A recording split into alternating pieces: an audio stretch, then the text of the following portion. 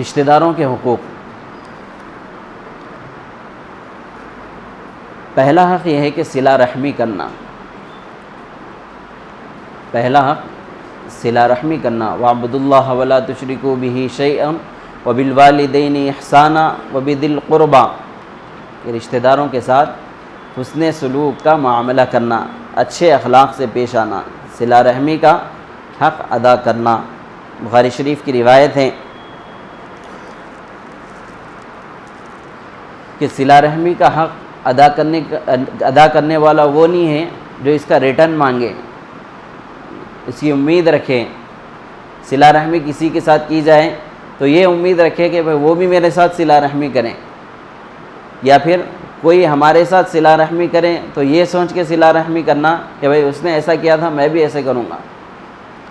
تو آپ علیہ الصلوۃ والسلام نے فرمایا کہ صلہ رحمی کا حق ادا کرنے والا وہ شخص نہیں ہے کہ جو صلہ رحمی کے بدلے میں صلہ رحمی کرے یا ریٹرن کی امید میں صلہ رحمی کرے۔ صلہ رحمی کا حق ادا کرنے والا وہ ہے کہ رشتہ دار اس کے ساتھ قطع رحمی والا معاملہ کریں، اس وقت بھی وہ ان کے ساتھ صلہ رحمی کریں۔ رشتہ دار قطع رحمی کا معاملہ کریں، اچھی گفتگو نہیں کر رہے، بات نہیں کر رہے، مل رہے نہیں، تو ایسے وقت میں بھی صلہ رحمی ان کے ساتھ کرنا ہے۔ تو وہ شخص آپ علیہ الصلوۃ والسلام نے فرمایا کہ وہ صلہ رحمی کرنے کا حق اس نے ادا کیا ہے۔ رشتہ دار لا تعلقی کا اظہار کر رہے ہیں، قطع تعلق کر رہے ہیں، اس وقت میں صلہ رحمی کریں تو یہ صلہ رحمی کا حق ادا کرنے والا ہے۔ عدل و انصاف کا معاملہ کرنا، ان اللہ یأمر بالعدل والاحسان وایتاء ذی القربى، سورہ نحل کی آیت ہے، آیت نمبر 90۔ اس کے اندر آپ علیہ الصلوۃ والسلام، جس کے اندر اللہ تبارک و تعالیٰ نے فرمایا کہ عدل اور انصاف کا معاملہ کرو، کس کے ساتھ؟ رشتہ داروں کے ساتھ، ایتاء ذی القربى، رشتہ داروں کے ساتھ عدل کا اور انصاف کا معاملہ کرو۔ خاندان میں بڑے ہیں، ان کے پاس عام طور سے رشتے کے تعلق سے معاملات آتے ہیں، رشتہ داری کے تعلقات سے معاملے آتے ہیں، تو اس میں عدل و انصاف کا معاملہ کرنا۔ قطع رحمی سے بچنا، تیسرا نمبر ہے قطع رحمی سے بچنا، تعلقات ختم نہیں کرنا، چھوٹی چھوٹی چیزوں پہ، چھوٹی چھوٹی باتوں پہ تعلقات کو ختم نہیں کرنا۔ فلاں نے یہ کہہ دیا تھا، ان کا بچہ میرے بچے کو گالی دیا تھا، ان کا بچہ میرے بچے کو گھور کے دیکھا تھا، تو بات نہیں ہو رہی۔ ایک صاحب ملے، ان کے بھائی سے وہ بات نہیں کر رہے، کیوں نہیں کر رہے؟ کہ ان کے بھائی کا لڑکا ان کے لڑکے کو گھور کے دیکھا تھا، کلاس میں گھور کے دیکھا، تو بات نہیں کر رہے بڑے بھائی سے۔ تو یہ جو قطع رحمی ہے، تعلقات کو توڑ لینا، تو یہ انتہائی برا عمل ہے۔ ایسا شخص جنت میں داخل نہیں ہوگا، جنت میں ایسا شخص داخل نہیں ہوگا جو قطع رحمی کرے، تعلقات کو ختم کر لیں۔ بخاری شریف کی روایت ہے، آپ علیہ الصلوۃ والسلام نے فرمایا لا يدخل الجنت قاطع، کہ رشتے قطع کرنے والا، رشتے توڑنے والا جنت میں داخل نہیں ہوگا۔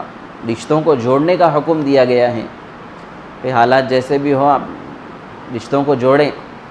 رشتوں کو جوڑنے والا اللہ کے نزدیک محبوب ہے، رشتوں کو جوڑنے والا یہ سعادت مند ہے۔ تو اس لیے بات بات میں، چھوٹی چھوٹی بات پہ رشتے ختم نہیں کرنا، تعلقات کو نہیں توڑنا۔ پہلے زمانے کے اندر سب ملتے تھے، آج کل تو ایسا ہو گیا کہ جو رشتے ہیں وہی باقی رہنا بڑی مشکل ہو گئی۔ فون کی وجہ سے ایسا ہو گیا کہ بچے فون میں ہی مصروف ہیں، ہر وقت فون کے اندر۔ پہلی چیز تو ہے رشتہ داری ان کو معلوم ہی نہیں ہے۔ والدین کا بھی یہی حال ہے کہ صبح سے لے کے شام تک وہ فون کے اندر اور کمپیوٹر کے اندر، لیپ ٹاپ کے اندر مشغول ہے، اور پھر اس کے بعد یہ چھوٹی چھوٹی چیزیں، پہلے تو رشتے معلوم نہیں، اور پھر اس کے بعد ان چیزوں کی وجہ سے وہ جو رشتے معلوم تھے وہ بھی ختم۔ تو اس لیے ان چیزوں سے بچنا ہے، قطع رحمی نہیں ہونا، صلہ رحمی کے ساتھ اور رشتوں کو جوڑتے ہوئے زندگی گزارنا ہے۔ کہ جو رشتہ قطع کر دے، توڑ دے، آپ علیہ الصلوۃ والسلام نے اس کے لیے وعید فرمائی کہ وہ جنت میں داخل نہیں ہوگا۔ لوجہ اللہ صلہ رحمی کرنا، نہیں، اللہ ہی کے لیے صلہ رحمی کرنا۔ ابو داود کی روایت ہے، من احب للہ ومن ابغض للہ ومن اعطى للہ ومن منع للہ فقد استکمل الایمان، کہ جس نے کسی سے محبت کی تو اللہ کے لیے، جس نے کسی سے دشمنی کی تو اللہ کے لیے، اور جس نے کسی کو کچھ دیا تو اللہ کے لیے، اور جس نے کسی سے کچھ روکے رکھا تو وہ بھی اللہ ہی کے لیے۔ تو آپ علیہ الصلوۃ والسلام نے فرمایا فقد استکمل الایمان، کہ اس نے اپنے ایمان کو مکمل کر لیا۔ تو ہر عمل اللہ کے لیے ہونا چاہیے، لوجہ اللہ، اللہ کے لیے۔ ہمارا ہر عمل، ہم کسی سے معاملات ہمارے ہو تو اللہ کے لیے، ہاں ہر عمل اللہ کے لیے ہو تو وہی عمل قابل قبول ہے۔ اس کے علاوہ کوئی عمل ایسا نہیں کہ جو غیر اللہ کے لیے ہو اور وہ اللہ اس کو قبول کر لے۔ ہر عمل اللہ کے لیے ہونا چاہیے۔ میرا یہ عمل اللہ کے لیے ہے اور میرا اللہ مجھ کو دیکھ رہے ہیں، یہ سوچ کے عمل کرنا، وہ عمل چاہے چھوٹا ہو تو وہ عمل قابل قبول ہے۔ حدیث صحابہ کے اندر واقعہ لکھا ہے، غزوہ تبوک کے موقع پہ حضور پاک علیہ الصلوۃ والسلام نے اعلان کیا تھا کہ جس کے پاس جو جمع ہو وہ لائیں، نکلنا ہے اللہ کے راستے میں۔ تو سب لوگ اپنے اپنے حیثیت کے حساب سے مال جمع کیے۔ ایک صحابی تھے، وہ معذور تھے، وہ لمبا واقعہ ہے، آپ پڑھیں اس کے اندر، معذور تھے، تو وہ آپ علیہ الصلوۃ والسلام نے کہا ہے، یہ سوچ کے وہ نکلے بھائی میں بھی کچھ جمع کروں۔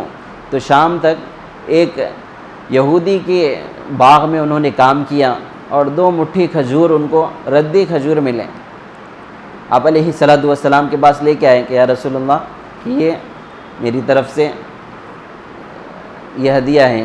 آپ علیہ الصلوۃ والسلام نے اس مال کو پورے مال کے اوپر بکھیر دیا اور فرمایا کہ منافقین نے کہا کہ یہ ردی کھجور سے کیا بنے گا؟ تو آپ علیہ الصلوۃ والسلام نے فرمایا کہ اگر اس کا ثواب سارے مدینے والوں میں تقسیم کر دیں تو سب کی مغفرت ہو جائے۔ وہ عمل اللہ کے لیے تھا، تو عمل اللہ کے لیے ہوگا تو عمل قابل قبول بھی ہے، اس کا درجہ بھی ہے، اس کا ثواب بھی ہے۔ تو اس لیے عمل اللہ کے لیے کرنا ہے۔ تو صلہ رحمی کس لیے کرنا؟ اللہ کے لیے کرنا ہے۔